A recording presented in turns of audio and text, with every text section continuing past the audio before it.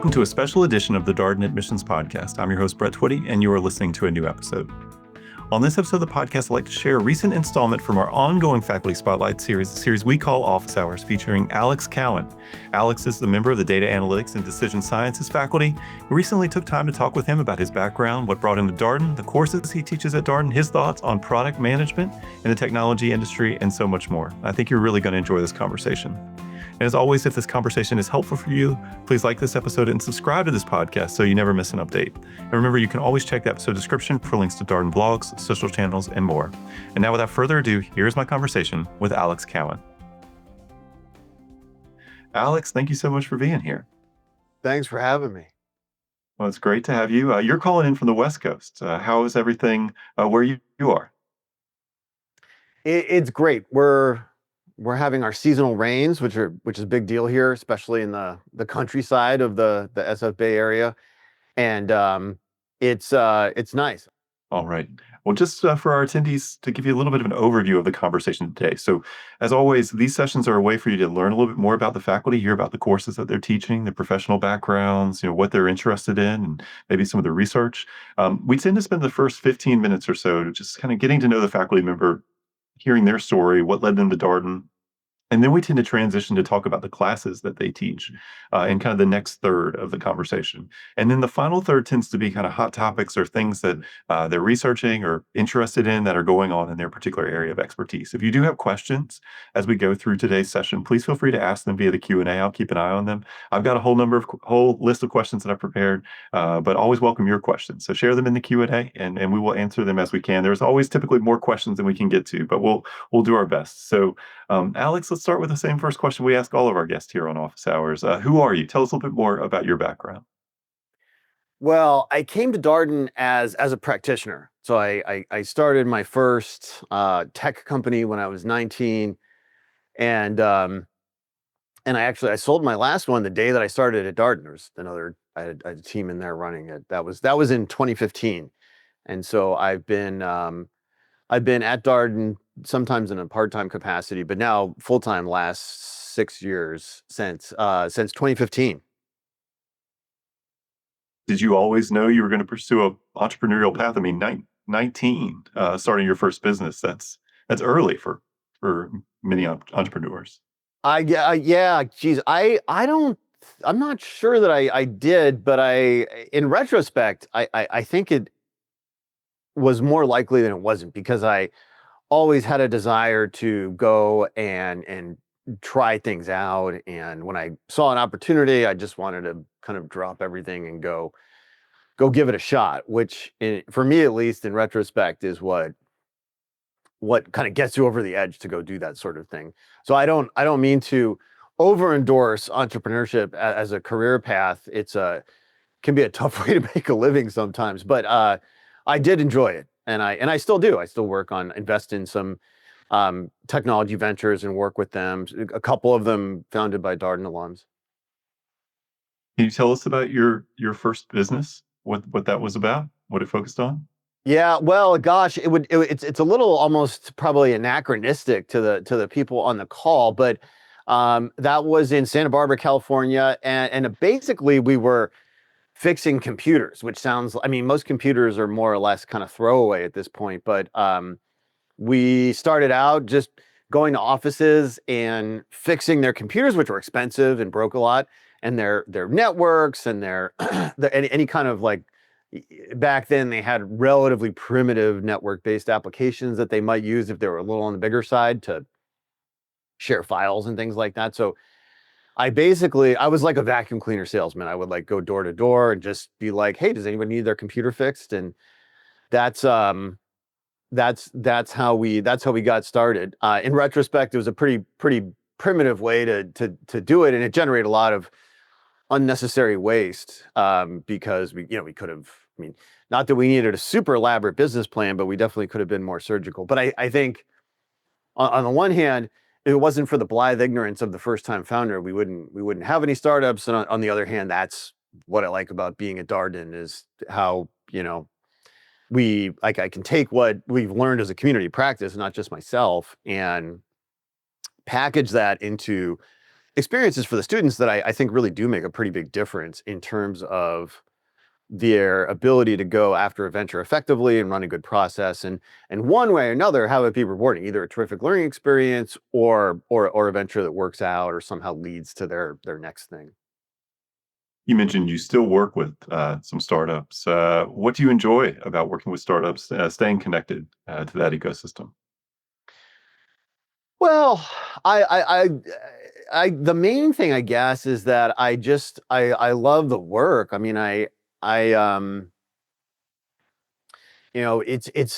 everything's an experiment. So week to week, you're always looking at a somewhat new situation, and I think that if you want to advise a startup and you see your job as having an early stage startup, and you see your job as helping them stick to some kind of plan, then it's just going to be a disaster for everybody. But if you're excited to try things and see what happens in kind of little batches, then that's pretty rewarding. That's the part I enjoy about it. And rightly or wrongly, I hate to be on boards for these early stage companies, because that's sort of porridge is too cold. I mean, we're looking at things in retrospect, lagging things quarterly, which is too slow and too, like, the interventions aren't tight enough for an early stage startup.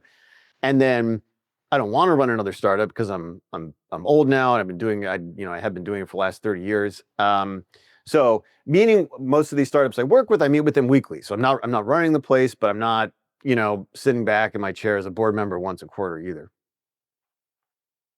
In our prep, you mentioned you're kind of in this role of investor advisor. What does that work look like? You have a material interest in their success, but also you have all this experience. Well, it's a gosh, it's this is the interesting thing. I don't want to oversell entrepreneurship as a career path, but the one good thing about it, from the perspective of learning about general management, which is what we do at Darden, which is, do you think that's a term that's probably familiar to everybody already, or worth explaining? Yeah, worth explaining. Share a little I bit more about think what we mean by general management. I didn't really know what I thought it meant. Like, I don't like the rental car that I got. I want to speak to the general manager. What it means, I didn't know either until I started at Darden, is that you're training somebody to be a fiduciary of earnings, basically, which sounds boring, but to me that's like basically what I was always doing. And it means that you're in a job where you have some proxies for revenue and some proxies for costs, and your job is to strike the right balance to drive earnings. And just that you're what it really means, I guess, is that you have a coherent economic definition of success that you're working with, rather than, for example, you're just in sales, or you're just in accounting, or you're just in finance, or you're just in engineering. And so I think that for learning about general management, being an entrepreneur is great, because you, out of necessity, you work on everything. The buck always stops with you. And so that part of it is very, I think, pretty useful for everybody, because as students of business, people that are early in their careers, it's certainly not the only way to do it, but you learn a lot about everything. I mean, when I was running my companies in the early stages, at least, I was the head of sales, I was the head of engineering, I was the head of all the G&A stuff, and even the parts that I hated, like the G&A stuff. I mean, you have to learn about it, you have to deal with it. And I think that's a good, I mean, that's sort of what it is to be a general manager. You don't have to love every single discipline, but you do have to substantially understand it, and be able to thoughtfully engage about it with your collaborators. And I mean, I think that is, um, I mean, if I was going to invest in a company, that's, everything else being equal, that's the kind of general manager I would be looking for. And so you're an investor advisor, and you mentioned, like, you don't want to be on a board. Porridge is too cold. You want to be actually close to the work. So how do you work with these startups? Can you tell us a little bit about maybe a startup you're working with currently? Yes, yes. One of the ones I spend a lot of time with is Jedburgh, which is language learning, for professional language learning for the Department of Defense. So a lot of the UXs we do are a little bit like Duolingo, which I think probably more of the people might know, but there's instructors involved, there's specific programs involved, they're all in one branch or another military, so there's mission specific things that they're training for. So it has this aspect of also being enterprise software, and ultimately the proposition is pretty different. I mean, that 95% of the people that take up Duolingo will never get to any real fluency, which is okay. That's just how that business works. Um, the expectation is pretty different in these settings. It's like 70%, 80% of the people should get to fluency, and it's going to affect what job they get in the military after they leave. And so, what do I do there? Well, it varies a lot week to week. Some week it's internal stuff about who's doing what talent do we need on the team. Most weeks it's about managing the account and managing product development to deliver for the account and figuring out how to make that work. Um, and all of that stuff we treat as experiments. For example, where a lot of our UX are kind of gamified, as they often are in the like business to consumer apps. And so, we even something simple, seemingly simple, like adding a leaderboard, we have to dial, we have to take a perspective on that and say, okay, why are we doing this? Well, what we're saying is if we add a leaderboard, something good's going to happen. What is that thing? It's going to increase engagement. Okay, so how do we measure that? And so that's a lot of, I mean, in terms of what I teach at Darden and what my area of focus is, that's an example of the kind of thing that we do. I mean, you really have to carry your passion about the user and the success of the product into every little thing that you're doing because should there be a leaderboard? Well, it's easy to be like, well, games have leaderboards, so sure it should, but maybe it shouldn't because you never know. And two, there's 100, 1,000 different ways to make that leaderboard. Some of them be much better than others, and introduce it to the user and introduce it to the instructors. And so, on the one hand, it's just like any other job. You come in and there's a lot of work and it has to do with the details and so forth. On the other hand, it does have this, you have a lot of freedom about how you approach it. You also have, you have pretty high odds that your first iteration is not going to be very good. And that's one of the, I think that's one of the most jarring things about learning about not just entrepreneurship, but digital product development in general for the students is we in product design, we design for failure. I mean, 19 out of 20 experiments at Google fail. And they're not better than the prevailing alternative. So they introduce like a change to something, find that it doesn't help with whatever they were hoping it would help with user behavior, and they kill it and they try the next thing. And so that's one thing that that's a very different thing than making tennis balls or commercial real estate or opening up restaurant franchises. And that has a lot of kind of implications that ripple out into everything you do. And so that's one part. I mean, a lot of what we do is like that. And that's one part of it that maybe, wouldn't be the same as what the folks looking at Darden are doing when they get up on Monday morning. But maybe for some of them it is. So how did you get to Darden, Alex? Well, I did a book with Wiley in 2012, and they said go out, and I was running my last company at that point, and they said go out and do talks because that's how you go and sell the book. And so I did that, but then it was fine, I did the talk, we sold some books, but I kept wondering, is anybody actually doing all this stuff, or are they just saying, hey, Alex, that was a nice talk, I really liked it. And I wasn't really satisfied with that. And so I started doing workshops, and some of those were at the iLab, which is a venture incubation program that we have at Darden, and that some students will spend their summer doing, for example. And so that's how I met the Darden folks, originally the Batten Institute for Entrepreneurship. And then we decided that maybe there should be a class about building digital products for the students. And over the years, we've just kind of ramped up into a portfolio of classes and a portfolio of classes online that have been pretty popular on Coursera. Um, Tell us a little bit more about that book that you published. What was it about? Oh gosh, it was called Starting a Tech Business, and it was essentially about what I had learned and my take at the time about what was important for somebody with a more traditional business background to learn about and to understand and to kind of consider if they were going to start such a venture.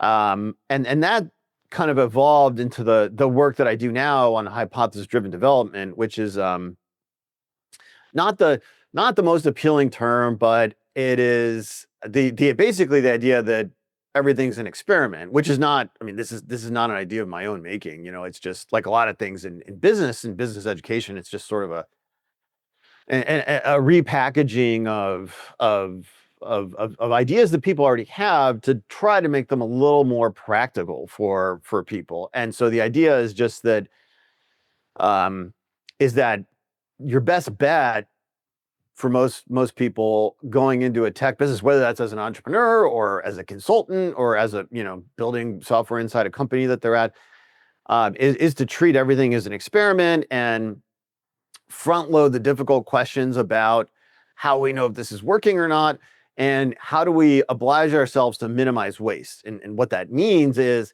how do we decide if we should kill this thing and try something else, which is extremely difficult to do in most environments, but extremely common in the kind of high functioning environments that people see from a distance. Most people like Google, Booking.com, they run a lot of experiments and they kill a lot of ideas, and that's okay. They're still wildly profitable, and they do great. And there's more and more as more companies organize themselves around innovation investments, that becomes more and more prevalent. So there is, I mean, it's something where there's a change catalyst behind it that it is becoming more prevalent. And so that's essentially, in the book, there's a book now, Hypothesis Driven Development. There's the Coursera courses, and they're all essentially focused on that and how it works for learning what sort of jobs to do, problems to solve, topics to even test, how you go in and develop those ideas with a maximum of testability so that you learn early whether they're going to work out or not, and you understand why they did or they didn't, and it helps you make better decisions about what to do next. And then even how that extends to managing teams. And the other kind of, I guess, complement to that is I do a lot of work in the book, the hypothesis driven development book, about digital literacy. And so the students in the classes I teach, they learn how to code and develop their own products, and they pretty reliably do that every year. And as you can imagine, it's not very hard to do that anymore with the AI tools that are available, but it's as hard as it ever was to do it well and to make those products successful and be able to transition from experiment to experiment with intention, and where you minimize waste so that eventually you can get to a win. Let's talk about your Coursera courses. Can you tell us a little bit more about those courses that you have out there?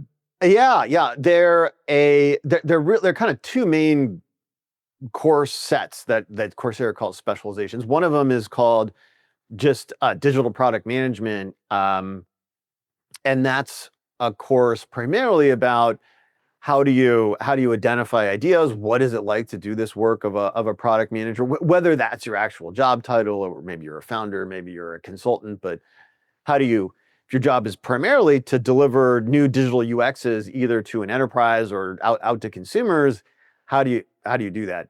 And that covers experimentation, running a team, the interfaces with development, and then and design. And then we also have a course set called Coding with AI for MBAs. And that is about what a lot of people, I guess, would call vibe coding now, where I mean, that's a funny term because it started out as kind of derisive, but now it is sort of a thing. And so really it's sort of about taking the steps that were really crucial about fixing your design intent and unpacking it into codable steps, choosing between all the different alternatives you have for how you might implement the item in question, and then debugging and testing, functionally speaking, the work so you can get it working. And that's essentially the job of coding. And so the idea is that, excuse me, the students, one, can bring their own ideas to life, but also two, just going through those steps and practicing that with their own projects makes them much better, more creatively confident general managers, but particularly if they're going into an innovation heavy environment. Yeah, you've talked about this idea of general management and being an effective general manager. To you, what skills or traits are you looking for in somebody as a general manager that you think really would set them apart? Well, I still think the most important traits are the ones I don't really have in substantially. You know, it's the ability to empathize with people and get along and sort of understand what's going on with your team and your staff. All those things are really so important. And I've worked with some very gifted general managers. I don't consider myself one of them. I do my best. I muddle along, and then. There is the domain expertise of whatever it is that you're doing, which really is the part that I participate in teaching. And so in digital and digital innovation, it's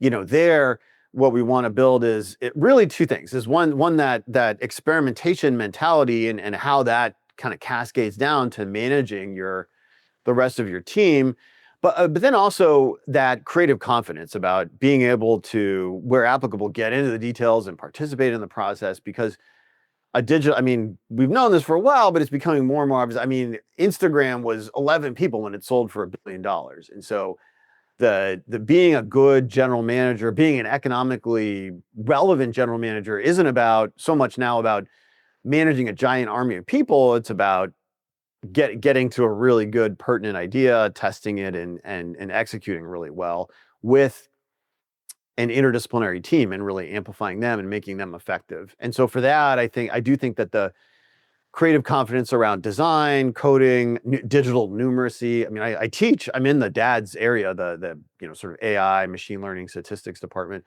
and so those are some skills that we teach at Darden that are also important going into those jobs, because if you go into them and you see yourself as non-technical and you think like, well, I don't just do that, then you're kind of on the sidelines. And it doesn't mean that nobody cares if you're an expert at these things, but in practice, it's important to care about those topics. It's important to be able to engage on them and ask questions and act on the answers so that you can help the team do better work. That turns out to be pretty important. And I don't think anybody's found a good way to teach general managers how to do that other than experientially actually doing some of those things and getting a feel for what they're like. What's it like to develop an asynchronous course? We're going to talk about your courses that you teach at Darden, which are very experiential in nature, but a Coursera course is asynchronous. So how do you think about developing a course like that? Well, honestly, for me, it was easier because I came to Darden as a speaker, which is the opposite of what we want faculty doing at Darden, not the way that we operate.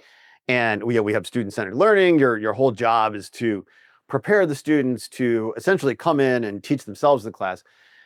With Coursera, it's not just recording an hour-long lecture, but because that doesn't work, and people can go to YouTube and get that. But it is organizing a series of kind of 5-minute videos that for a week, let's say, that add up to an hour, and then interleaving different parts, really a different take on the learning experience, like quizzes and prompts that help the students think about what they're doing, so that they're not just sitting there passively watching a video the whole time. Mhm.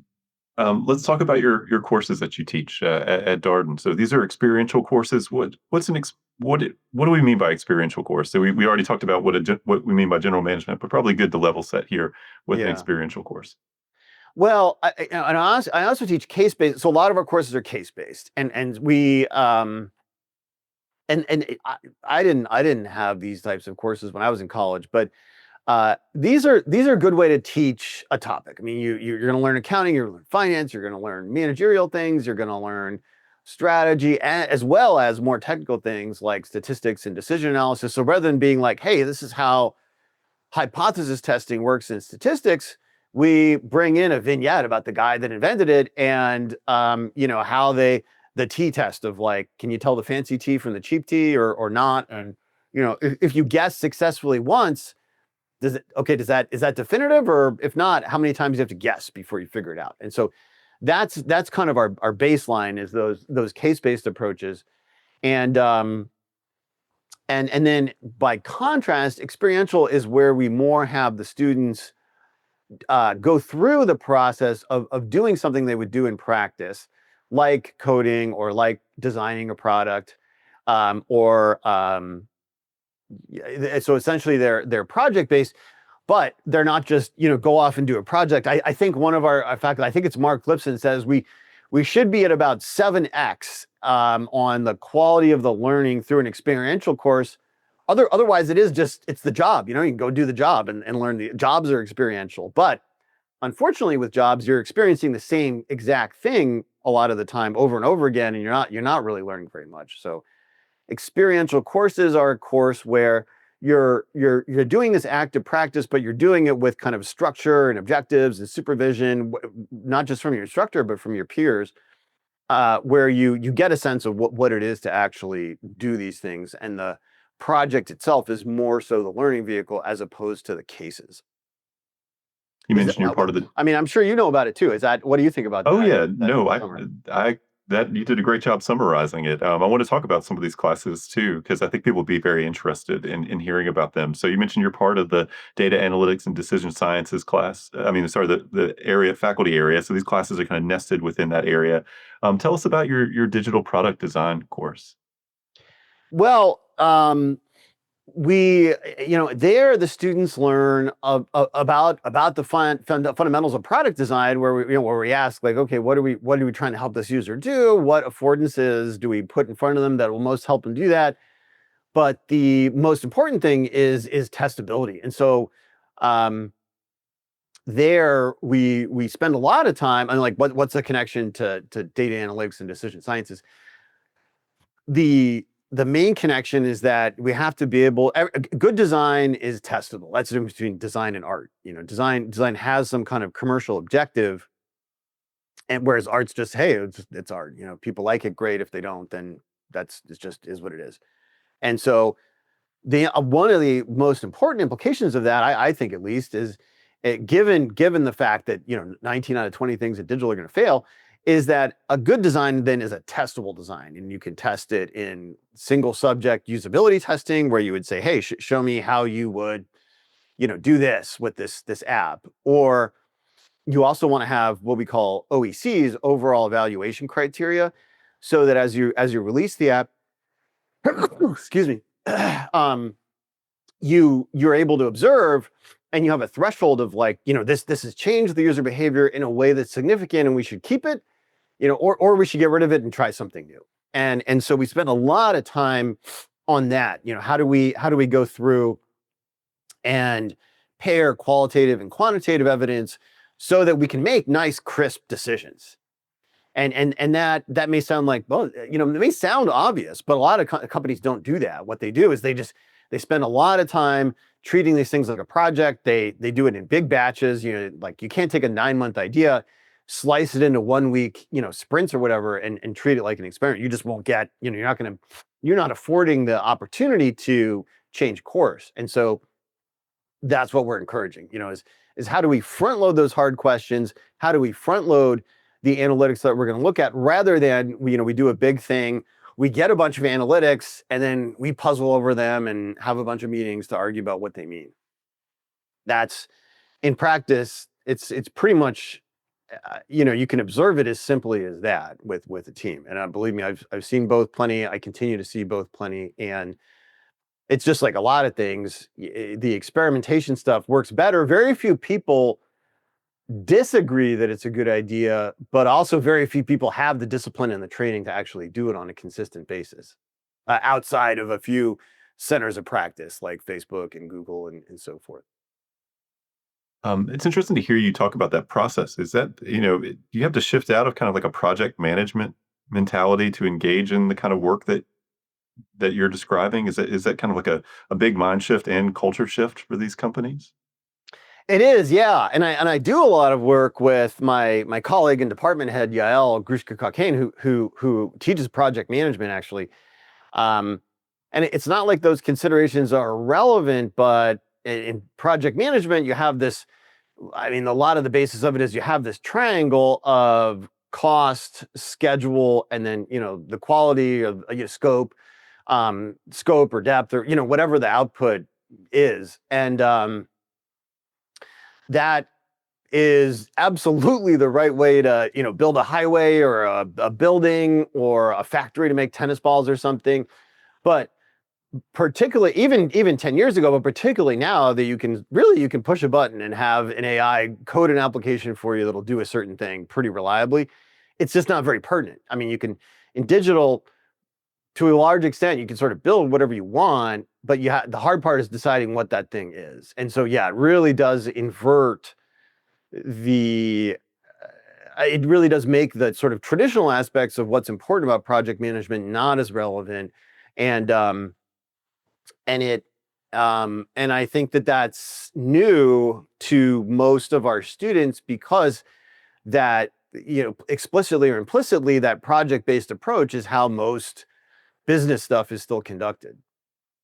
And I don't, it's not because people are silly, or it's just the way that things have been done. I think that in a way project management is a little more intuitively relatable. Like if you're a kid and you're like, hey, let's build a sandbox, like it's tangible, it makes sense, you can observe whether the sandbox gets built or not. Whereas this idea of like we're running an experiment to see if we can get certain outcomes in human behavior, it's more appropriate, but it is a little less immediately intuitive to people. And I think that that's the value of having structured practice around it. The courses that we're talking about here, just for our attendees, are kind of a part of a digital capstone. The next course is coding with GPT. People Mhm. have asked in the Q&A about AI and leveraging these tools, and does it make coding easier? But you mentioned, to do it well, you really still have to understand the code. So coding with GPT, what's this class all about?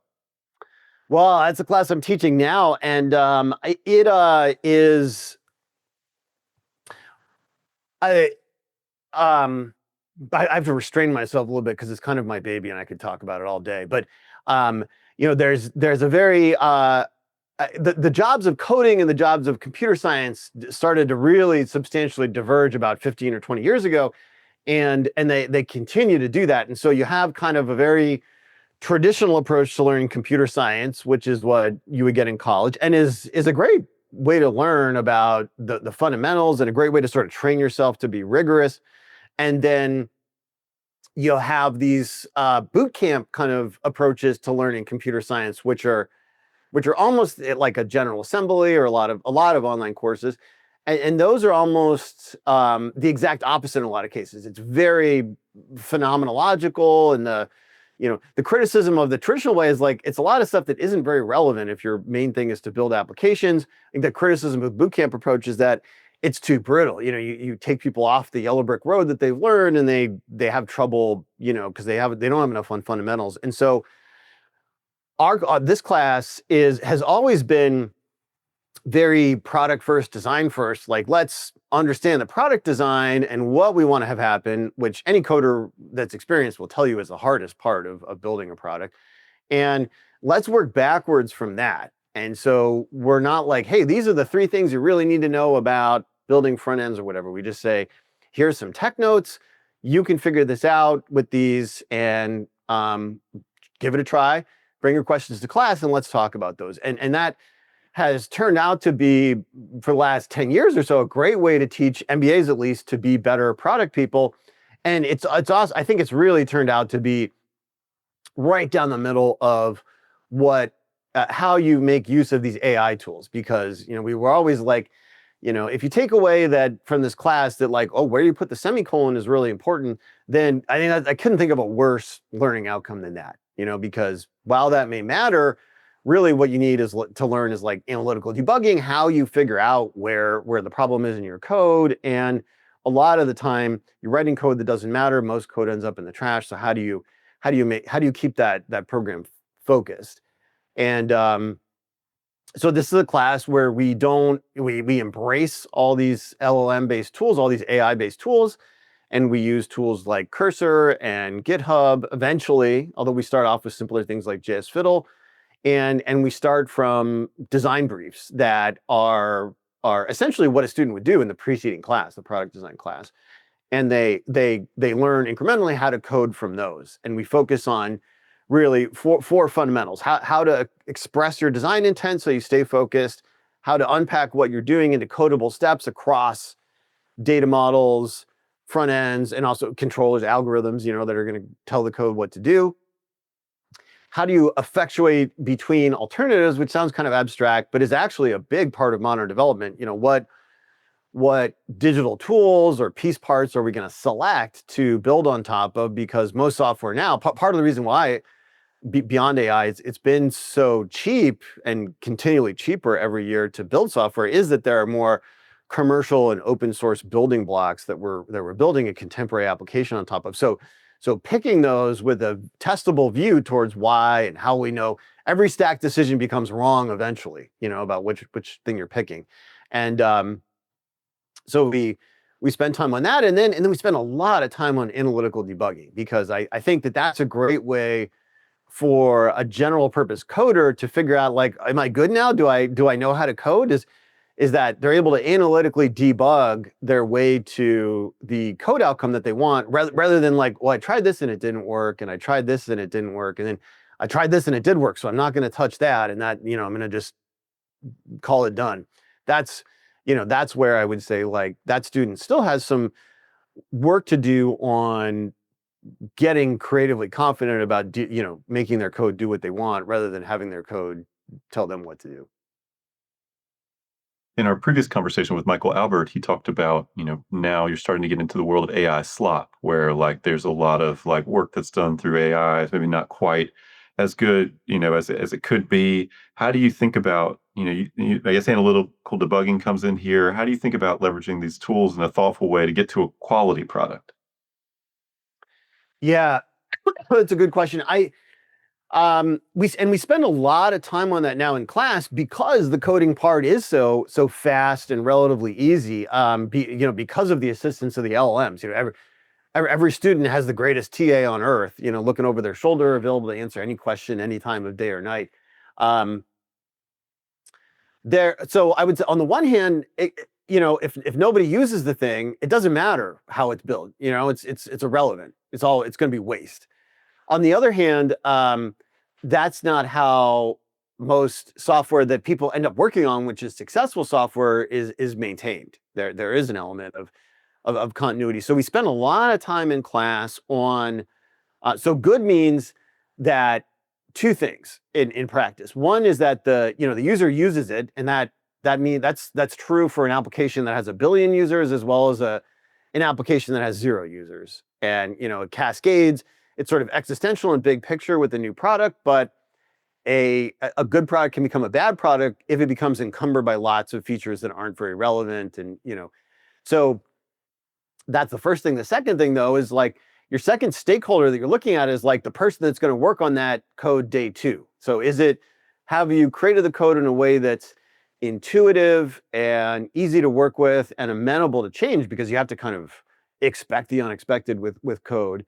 And so we do a lot of work also around that second thing. And for example, the very last class of coding with GPT, the teams have to pair with someone from outside their team and work with that person to make a change to the code and actually commit it to production, like bring it live. And that in fact is a major bellwether that engineering managers will use to see how healthy an individual team is. They hire a new dev. How long does it take that dev to become, not just necessarily make their first commit, but also to, become effective? Because that's a good bellwether for whether they have a lot of what we call technical debt and the codes become really complicated and hard to work with, or whether the code infrastructure and the pipeline that they use to iterate on it is healthy and amenable to change. I want to talk about the next and sort of final course in this sequence, which is the digital capstone, and say, Yeah. how does that course fit into all of this? Well, that's where we kind of practice like we play. And that course this is not very typical Darden, but it has prerequisites, and that students can do those through the Coursera courses if they, for instance, missed the course over the course of the school year. But those students have passed some kind of sufficiency for product design, coding, and analytics, data science, AI, inference. And so they're working on a project that came out of the Q2 class, but there's no fixed trajectory. I mean, every week they have to kind of practice like you would play in a real product team and say like, here's what we're focused on and why, how we'll know if it's working. Here's what we did last week and how it went, and then here are the things that we're grappling with. And the practice that they get that I think is really important in that class is how the skills, the disciplines of product, general sort of product management, but more specifically product design, coding, and analytics and inference kind of interact with each other on the ground. And that's the kind of talent that I could never hire enough of when I was running my own companies, and is still in short supply. Is I mean, that's sort of a renaissance general manager in tech today, or anything, sort of digitally innovative, is somebody that can walk into a situation and understand not just the core business of it, which is really important and the basis for everything, but also, do we have a design problem? If we do, what is it? Do we have a coding issue or a coding task that we've got to do? Do we have how are our analytics? Are we able to make the inferences? Are we making the most out of the data we're collecting? It's very hard to find talent that can walk into a situation and diagnose that and then act on it effectively with an interdisciplinary team. And that's what the students are practicing in the capstone. Ask you about one more class, and then we're going to talk about sort of product management generally and kind of where you think it's heading. But you have a class also on digital product management, and so what does that class entail? And that's more of one of these case-based classes, which is intended for a more general audience. And so we have cases that we bring in about product situations, but startups, big enterprises, gov tech, enterprise software, and we look at more foundationally what are the jobs of a general manager in these situations, and we'll call them product managers out of convenience. And so really we look at the three core jobs of product management, which are identifying promising hypotheses about product market fit, which is just like what might be a good idea. I mean, out of the 100 things we might do, which are the 5 that we should work on?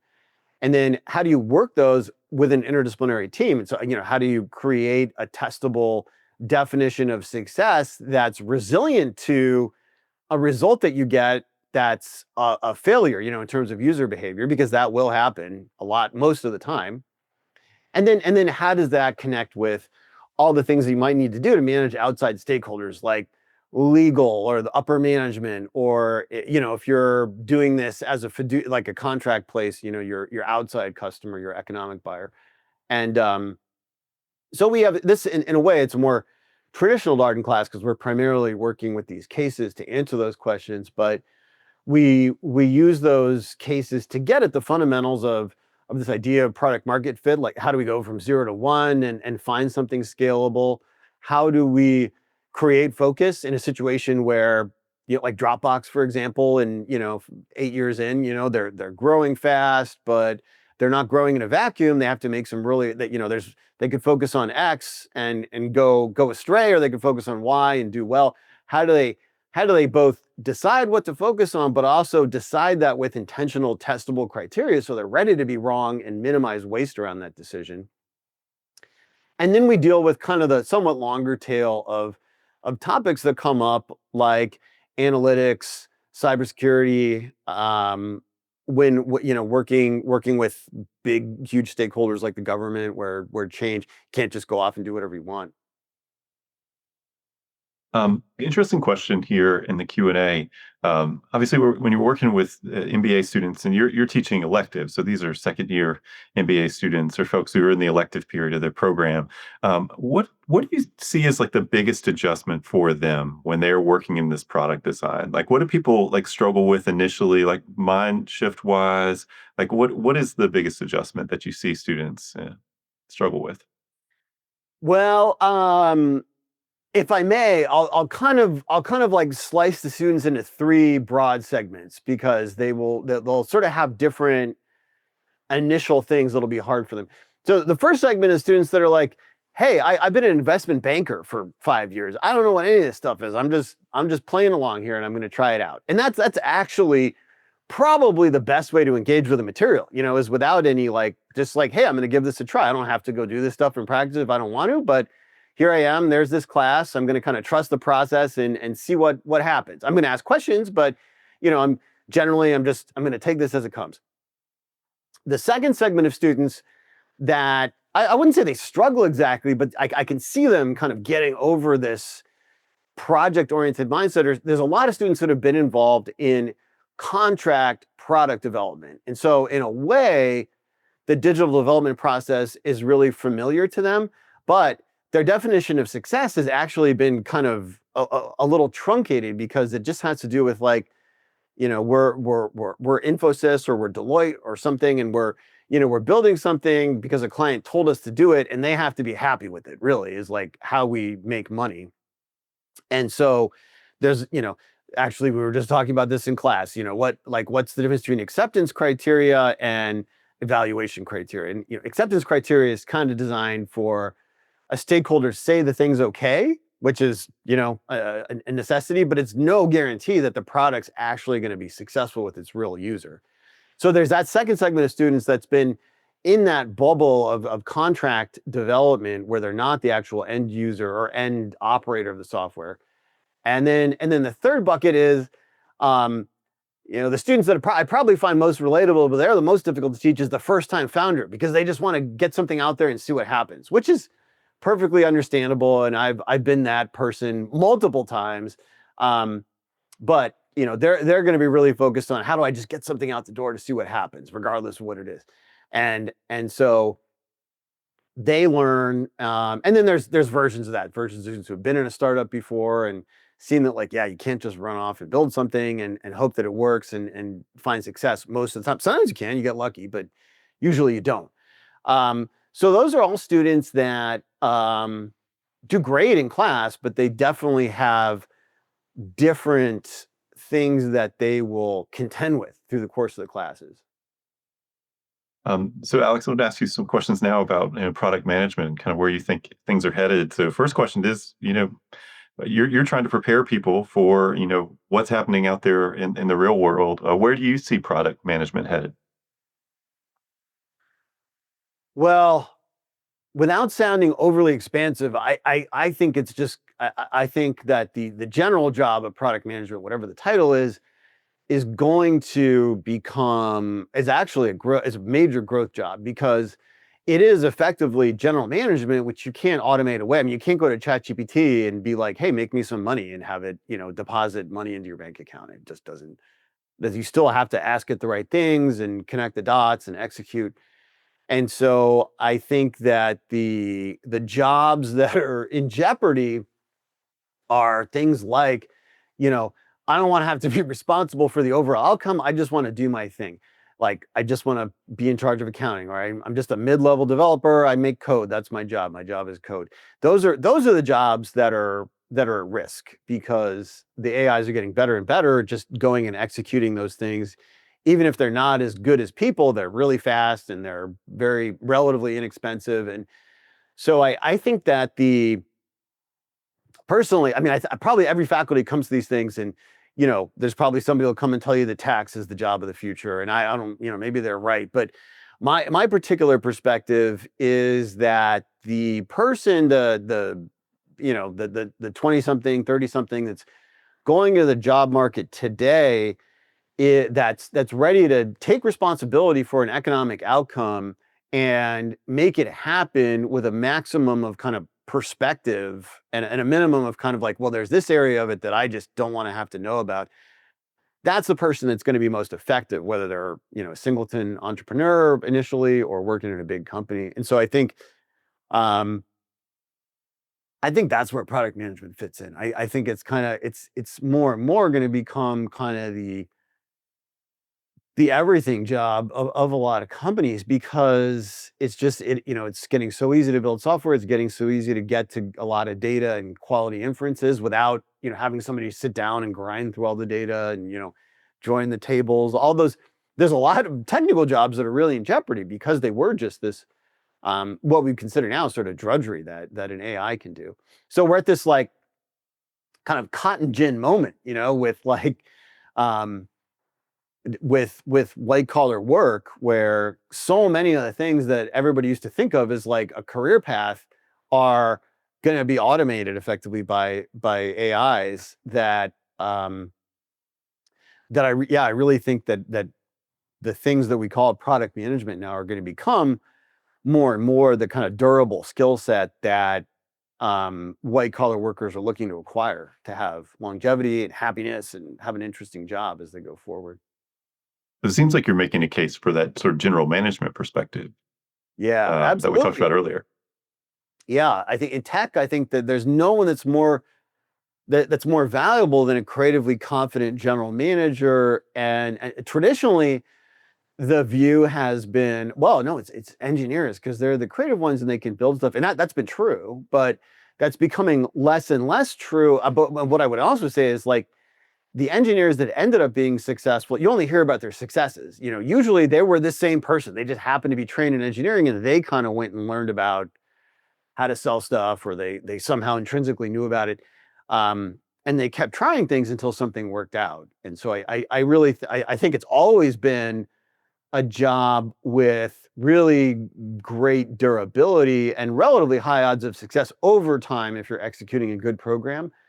And so in that sense, I think like 10 years ago it was the same thing with just sort of a glimpse into the future of where that work's heading. And I just, we're seeing a change catalyst that's just thrown that all into overdrive.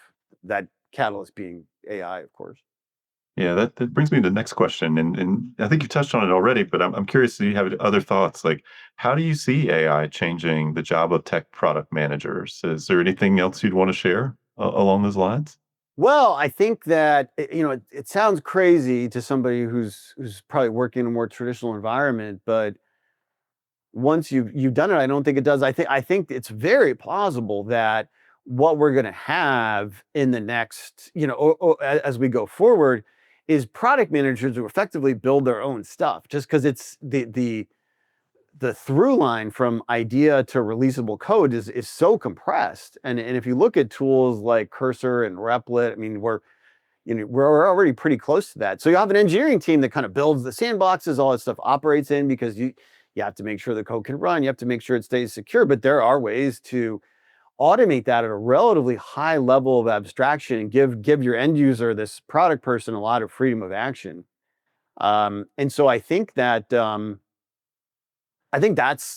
what product management may look like it already a little bit does, but I think it's going to increasingly look like that in 5 to 10 years. And I think it'll be great for the people that learn how to do it because for an energetic product manager, they just want to get something in front of the user and see what happens, and they don't want it. All the other stuff is a means to an end. So it's just going to get easier and easier for them to focus really on the core of what that job is. So I'm pretty sanguine about it. Yeah, I'm less sanguine if it's like, well, I just want to work on, this one little facet of it. That may be okay. There may be a job to kind of build the infrastructure around that, but the people that drive earnings I think, are gonna be these sort of product people. What do you make of all the investment in AI right now? Obviously, there's so much in the news about is it a bubble? Is it not a bubble? Where's all this going? What's your read on all of this?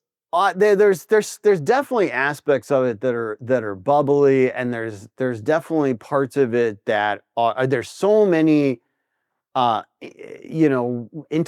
transactions where losses are getting kind of like scuttled away that I mean, if you looked at it on a historical basis and you were going to roll the dice, you'd say like, well, the odds that there's some kind of bubble in the sense of well, I mean, last night the market went down 2.5 points. So, I mean, there'll almost certainly be something that looks a bit like a bubble, like certain assets or certain companies kind of dropping in value a lot.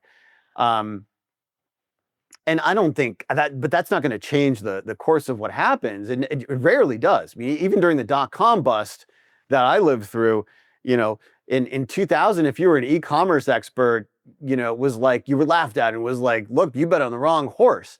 And then 4 years later, nobody could hire enough of those people. When the commercial internet started to become more of a thing, that's what everybody wanted expertise in. And so I think we'll see some asset price adjustments, to you know put it mildly, but I don't think it'll make a difference. I think that's just people over investing in stuff that they didn't quite understand, and didn't set the value of correctly, which is a hard thing to do. Um, Especially with so few good investments that are sort of publicly available. So I think that we'll probably will have some of that, but it won't change anything. I'm curious if you were a prospective MBA student on the call today and you're interested in tech product management, what would you want these folks to be thinking about? What would you be thinking about as you're like starting off on your MBA journey? Oh, well, if they're like, let's say they're working now and they're coming to Darden this fall.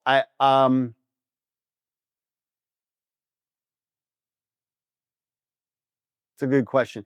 I mean, on the one hand, I think that's what Darden is. They don't have to do anything. They can just come in, and they're going to go through a process that's going to prepare them really well for what's next. On the other hand, there's lots of material out there about. I mean, it's easy to read in the news like what's happening with all this AI stuff. You have to go and engage with material that's a little more disciplined to understand why it's happening, and bring in some ideas that could potentially help you create that change, or at least frame it in testable terms. Um, so I think they should all read my book, Hypothesis Driven Development. That's the best thing they could do for themselves.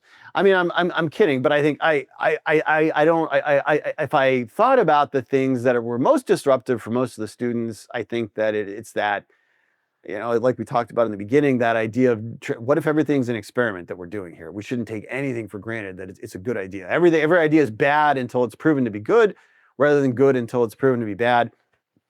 And there's a lot of really great work on that. I think the hypothesis-driven development book is a one minor, planet in that orbit, but Stephen Tompkins' work on experimentation, he's at Harvard. His work is great. He has a book called Experimentation Works, which is more of an airport book. You can just buy it, read it on a plane. It's just examples. And um, there's a book that has a much worse title, but is great, called Trustworthy Online Controlled Experiments. And that's a great book about the actual practice of a certain type of testing, but it's very representative of how we do product management. I think those are good books that are harbingers. What I don't, there's also a trend like, well, you need to really understand how LLMs work. Well, like, that's ironically, being in the department that I'm in, I think that's an interesting thing to look at.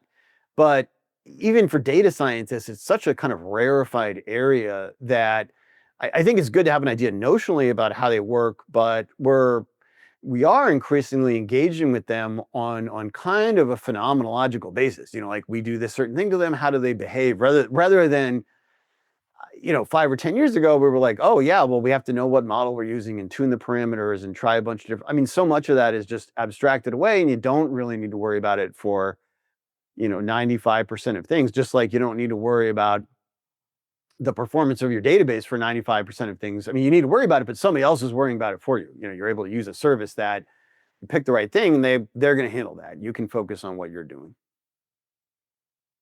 I so I So I don't mention that to be, I think it's always good to say, like, what is the thing that everybody's telling you should focus on that actually maybe isn't as important as you might think. So I think, like, learning about the process of experimentation in these product environments is really useful.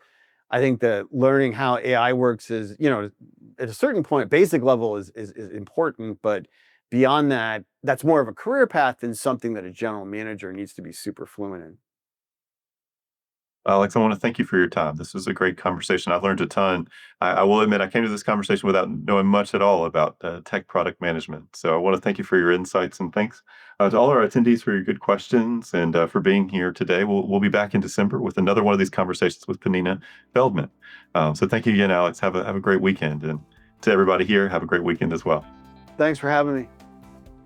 And that was my conversation with Alex Cowan, a faculty member in the data analytics and decision sciences area here at the Darden School of Business. As always, if you have any comments, suggestions, requests, anything you'd like for us to cover here on the podcast, we're all ears. We can be reached at Darden, that's DARDEN, @virginia.edu. Till next time, stay safe, be well, and thanks for listening.